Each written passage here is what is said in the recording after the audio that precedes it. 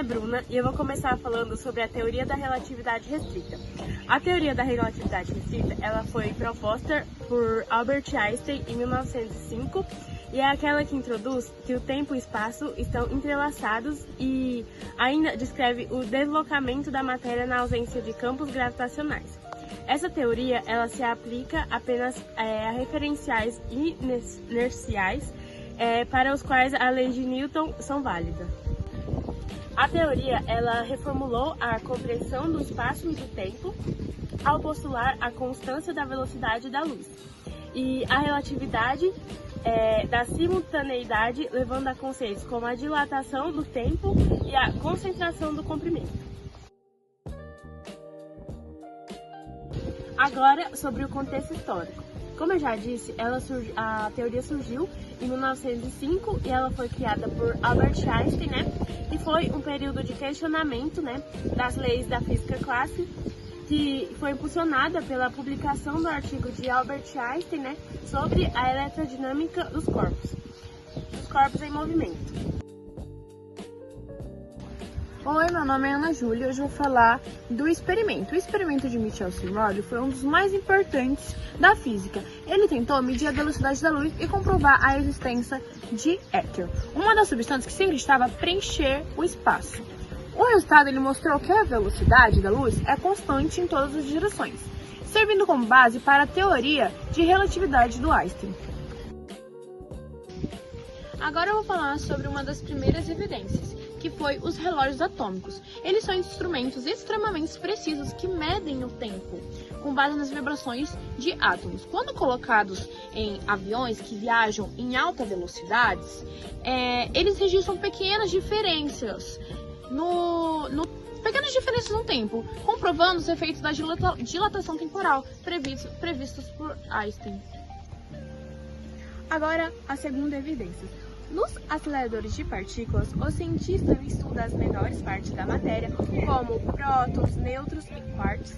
Ao colidirem essas partículas em altíssima velocidade, observam fenômenos que ajudam a entender melhor a origem e o funcionamento do universo. E existem algumas consequências, como a velocidade da luz, como limite universal, que é impossível de serem atingidos por corpos com massa, e a equivalência entre massa e energia, que a fórmula vai aparecer aqui, que é E igual a mc elevado a 2, mostrando que ambas são formadas da mesma coisa.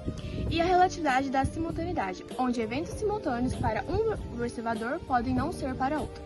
E a dilatação do tempo e contratação do comprimento, que ocorrem em objetos em movimento, e também existem do éter, provando que o espaço não precisa de um meio para a propagação da luz.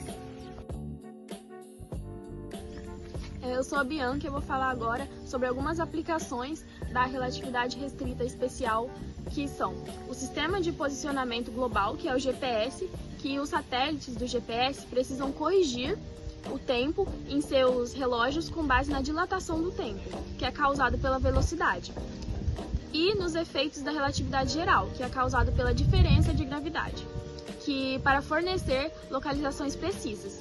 E os aceleradores de partículas, que a física dos aceleradores de partículas depende da relatividade para calcular o comportamento de partículas que se aproximam da velocidade da luz.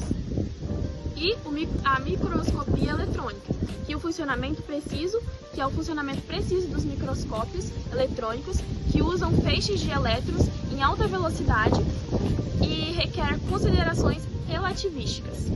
E a medição de tempo de alta precisão, que é a relatividade, ela é crucial para manter a precisão de relógios atômicos e outros instrumentos de medição de tempo de alta precisão.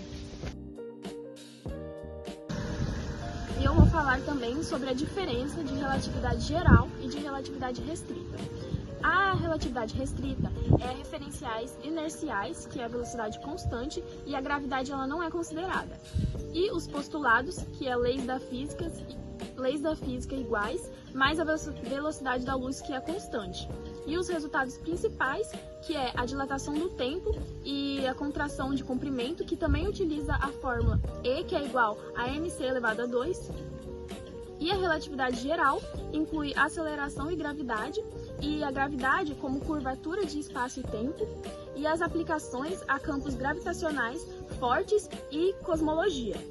E em condições de gravidade fraca e velocidades baixas, reduz-se a relatividade restrita.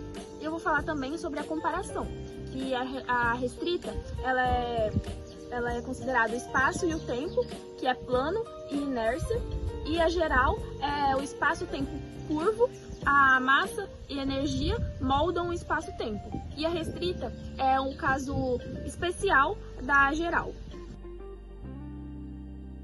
Meu nome é Brenda e agora eu vou falar dos postulados.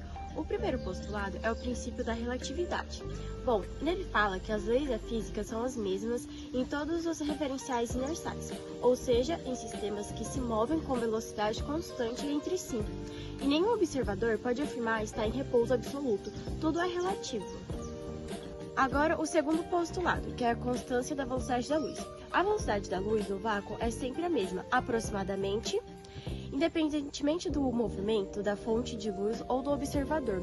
Isso significa que mesmo se você se aproxima da luz, ainda medirá com a mesma velocidade. Bom, nós temos 4 contextos principais. O primeiro deles é o tempo relativo. O tempo não é igual para todos. Quando o objeto se move em velocidade próxima da luz, o tempo passa mais lentamente para ele quando comparado a um observador em repouso. Esse fenômeno é chamado de dilatação do tempo. E um exemplo disso é quando o astronauta viaja em alta velocidade e envelhece mais devagar do que pessoas na Terra. Oi, eu sou a Amanda e eu vou dar continuidade aos conceitos principais. O segundo conceito é o espaço relativo. O espaço também depende do movimento. Objetos em alta velocidade sofrem uma redução no comprimento na direção em que se movem. Esse fenômeno é chamado de contração no comprimento.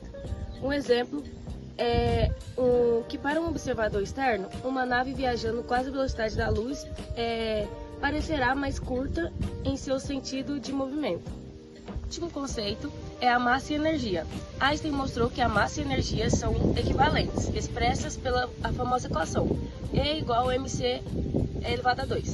Isso significa que a massa pode se transformar em energia e vice-versa. Esse princípio está relacionado à energia nuclear.